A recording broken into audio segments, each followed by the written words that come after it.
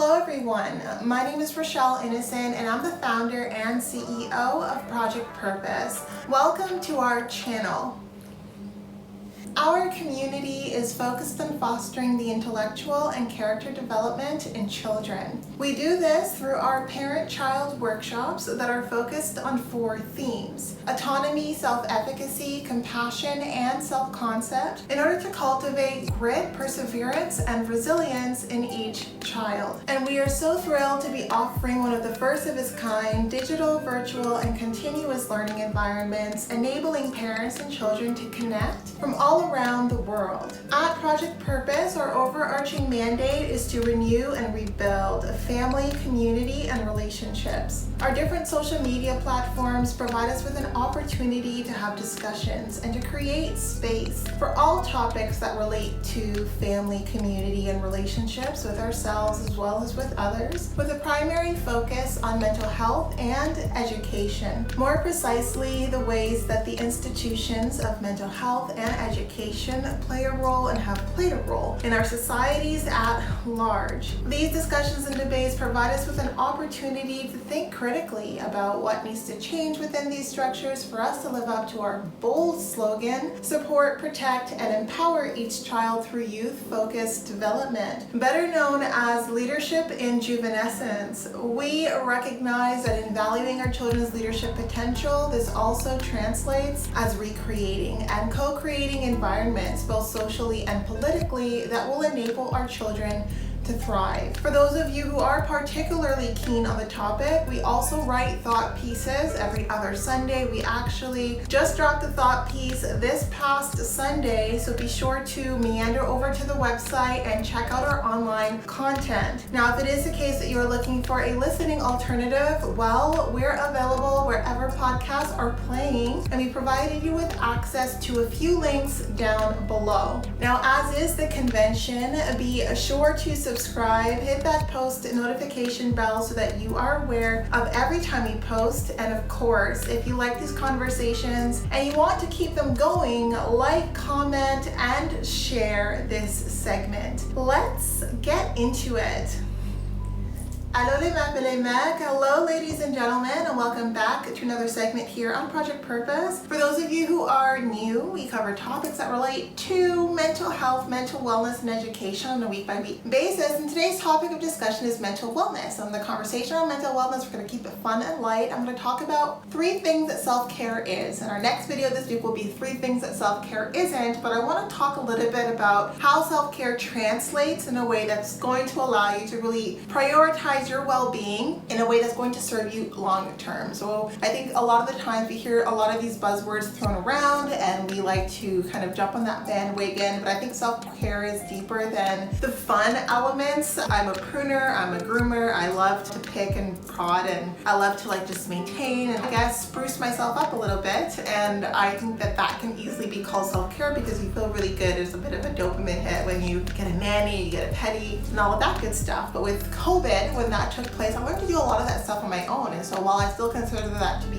self-care, it goes deeper than that. So I want to talk about some of the other things that self-care is that sometimes we diminish or we overlook because they're not as fun, they're not as glitzy, they're not as sexy, but they're triply more effective for you. So I'm going to talk about some of the under the radar elements of self-care that you should keep in mind and that you should put into practice. So without further ado, let's start with the first self-care element, and that is stillness. It is so important to give yourself an opportunity to experience stillness, and it is part of our self-care. And I think that we have become so obsessed with calendars and having our calendars completely full and feeling like there's something wrong if we don't have a meeting or if we don't have something that we need to get to, that we don't give ourselves space to be still, to be alone with ourselves. And I think that this is so important because how are you going to have the opportunity to create, to have ideas, or even to just take a breath, right? And sometimes life can be just so chaotic, and rather than acclimatize to that chaos, you can take some of that control back and build in for stillness. And so I find stillness to be so important. It is so necessary for me, especially because I'm already high strung. Like that is just who I am as a human being. So for me to come down to earth, for me to feel grounded, for me to be centered, like there are very practical things that I need to do that, because it's just not my steady state. My steady state is kind of anxious, a bit high strung, and I'm always on the go. Like I feel guilty when I'm not being productive, and I've had to learn to really dismantle that desire, that need. But even in my body, I don't value being in motion all the time. I have to really be very mindful and intentional, otherwise I find myself being a busybody, right? And it's not healthy for anyone to be a busybody. And so because I think stillness was something that was very frowned upon in our family, like if we were watching TV and we were being still, like it would be a problem, right? And like we would have to do a chore, we'd have to do something, that there was a problem with stillness. And so I learned in my adult life, and what I will put into practice, is that stillness is very much good for you. It is very much healthy for you. And there are ways of practicing stillness that I think are better than others. So a lot of people, when they think stillness, they think about like zoning out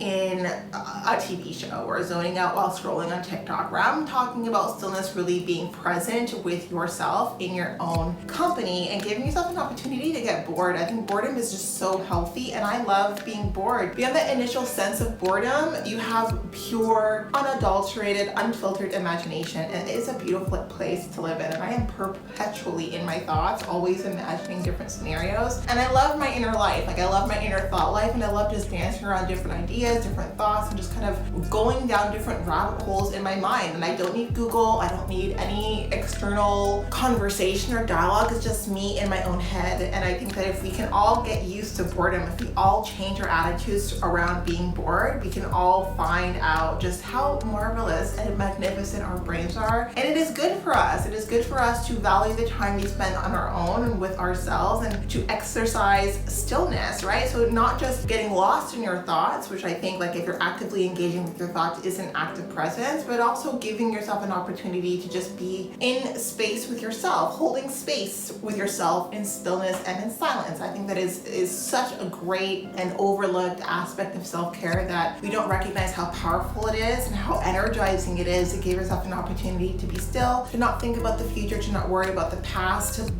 be in your own head, have those mental dialogues, go down those mental rabbit holes. And for me, that's a very present exercise. I'm never thinking really so much about the future or about the past. If I'm idea generating, I'm just kind of brainstorming different ideas that intrigue me, that enlighten me, and that pique my curiosity. So that's one thing that I think that we all should practice more, feel less guilty about, because I know I'm not the only person who feels guilty when I'm not being a busybody. It cannot just be me, but we need to learn to dismantle that guilt and give ourselves an opportunity to be still, to be present, and to be in the now with ourselves, holding space for ourselves. So that is the first example that I want to give to you today. The second tip, that as it relates to self-care, is about our health maintenance, right? So oftentimes we talk about self-care and we talk about illness, right? Like it's just a nuance about the English language that is cultural and that is societal that I completely can't stand. It is a pet peeve of mine that when we think about mental health, we immediately talk about mental illness. And I'm talking about mental health, like maintaining our health, right? And that can be in so many different veins. And so for me, like physical health, physical well-being is important. And because I'm a kinesthetic visual, like I am someone who needs movement. I need movement. And for the last month, I've had to put myself in a timeout because I was going over and above my body's desire to be active by doing back-to-back circuits. I was doing 14-day week circuits with 1 week off of back-to-back yin yoga practices. And yin yoga is very intense. It requires a lot of energy, like you're holding different positions for a different period of time. And I was loving it, right? But at one point, like I did feel my body resisting, like I did feel my body feeling like it was tired, and not the good tired, right? Because when you work out a lot, like if you're someone who's used to fitness, there's a certain level of exhaustion that you're supposed to push through, and it brings you to like a new level of strength. But you have to be able to differentiate between that exhaustion, which is kind of fueling you to be a better version of you, and the exhaustion that's like really like it's time for you to tap out. And sometimes I blur the distinction between those two, and I did that this time, and I have bursitis in my shoulder, and so I'm getting it treated. I was hoping that it would just go away on its own, and so I knew that I needed to take some time off. I was on my 5th circuit, and I was only giving myself a week off in between, and these 14 days are very intense workouts, and I was not even giving myself like a day break. Like I was really committed to the 14 days. So after the fifth circuit, my body had enough of me.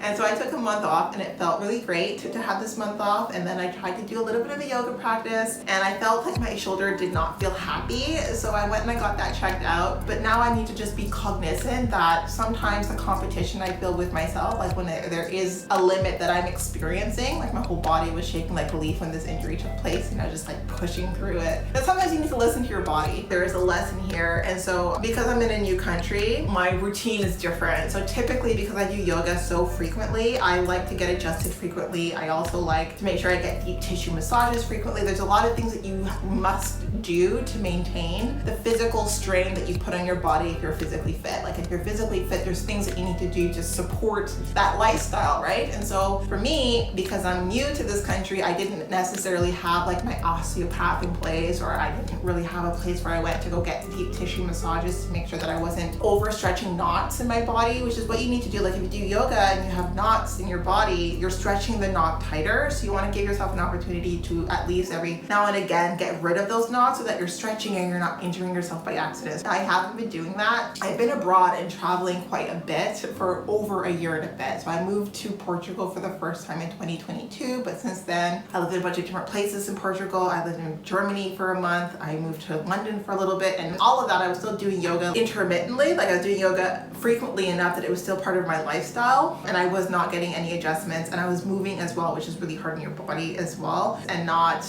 doing the maintenance that needed to be done when you're as physically active as I am. So that is me, but now focusing on self-care, on well-being, that needs to be part of the new normal, right? Because I'm not going to change like how often I do yoga. I love yoga. It is my lifestyle, and it is a need. It helps me satisfy my body's need to be physically active in a day. And walks are not enough, right? Like there's things that you can do, like just being in motion is not enough. Like it's the kind of intensity that my body desires and that it craves. So I need to build a support system around that. And that's maintenance, right? Like that's maintenance of my physical health. That also translates like for your mental health, right? Like you need maintenance. It's not just about, okay, well, I'm ill, I need to do something. I don't feel well, I need to do something. Like, so for me, maintenance is meditation is really great for my mind. Self-check-ins are really great for my mind. Giving myself an opportunity to plan is like actually very relaxing and therapeutic. And that can be very different for you, but giving yourself space in your calendar to be present and to respond to your mental needs at that point in time without it being you addressing a crisis. Like I think that we need to focus on ourselves, like have that focus go inward without it being because there's something going wrong, right? And of course, with my physical well-being, I do have like an injury that like has made me realize that like, hey, I'm staying here permanently. I need to build the same sort of network that I had while I was in Canada and also while I was in France. But I am on that. We're doing that, and I will get back to yoga as frequently as I do yoga very soon. And the last but not least is really about spiritual attunement, and that comes with being in alignment with your intuition, with being in alignment with your sense of purpose, your sense of progress, and honoring yourself, honoring your voice, honoring the doubts that you have by responding to those doubts, by making a plan. So it's really about progress, purpose, and positioning. And I think that for us to feel good about where we are in life, it needs to be in line with where we feel like we need to be going, right? That fulfillment factor is not going to be something that you're going to be able to tap into if you're living on someone else's terms, or if you're living in complete disalignment, disconnected with what you know you need and what you want in this life. And for those of you who are seeking development, growth, transformation, it all only happens with that spiritual attunement. When you're aligned to your purpose, and when your progress is aligned to your purpose, and your positioning, the way that you're making moves and making plans is in alignment to that as well. And all of those things for me comprise self-care. It's really about the mental, it's about the spiritual, and it's about the physical. And not just the fun dalliances, not just the fun activities, the feel-good dopamine hits, but the real work, right? The work that can be sometimes arduous, that takes time commitment, and that takes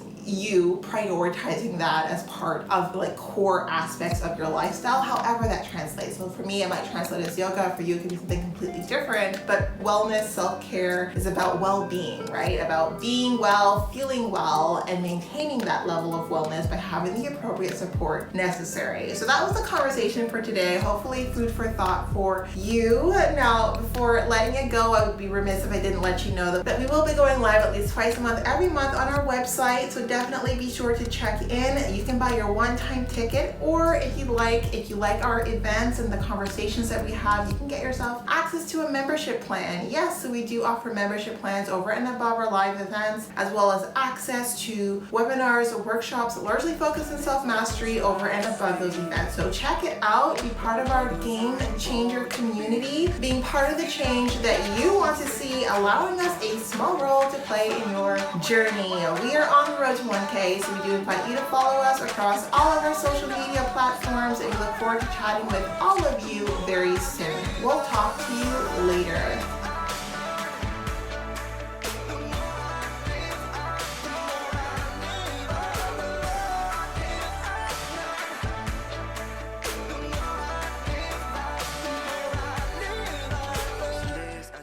Like no one's listening. Some days I just feel like the world's into me. Some days I'm so paranoid. I'm stronger now, I found my voice. Ooh, my life is a circus, but I know it gon' be worth it. So I know keeps my heart beating. Feet off the ground, I'm sick of coming down to earth. Finding my way, what I'm hoping that I'll find what I worth. 'Cause God only knows how hard I've worked. The more I live, I